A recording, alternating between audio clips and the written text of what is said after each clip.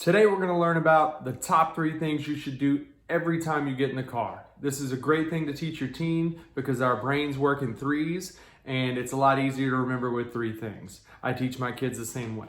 So number 1 is buckle up. Number 2 is get familiar with the vehicle. And number 3 is put away all distractions. So as everybody knows how important it is to buckle up, if that's the first thing you do when you get inside the vehicle, click that seat belt, and then you're winning half the battle right then and there. And then second of all, you need to familiarize yourself with the vehicle. So you need to check the mirrors, and you need to check the radio, and you need to check the seat, and make sure you know your blinkers, you know where everything is. And then third and finally, you need to put all distractions away. So that the main one is our cell phone, and you need to make sure that your teens are putting those away as soon as they get into the car. And a lot of people say, put it in a glove box or put it in a console. The stats show that the best thing to do is to turn it off because it may click onto Bluetooth from time to time, and then stick it in the trunk, somewhere where they can't access it at all while they're in the vehicle until they're done with the ride.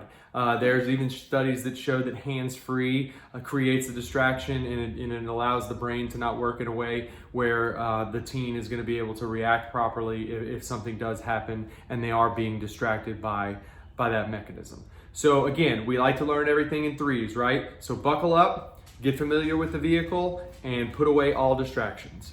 Again, my name is Seth Smiley with the Smiley Law Firm, and this is another edition of the Parents of Teen Drivers Facebook group. If you have any good mechanisms or good tricks that you teach your kids whenever they're getting behind the wheel, then please feel free to share them here. I always like to teach things in threes. Like when I was teaching my little boys how to hit a baseball, I would tell them, knees bent, arms up, eye on the ball. And I would get them to chant that every time they were in the batter's box, and all of a sudden they started hitting the ball much better. So if we can remember these things, buckle up, familiarize yourself with the vehicle, and then put away all distractions, those 3 things, that'll help going a long way and every time they get in the car if they can go over that. So thank you very much for watching this video, and we'll be staying tuned for the next one.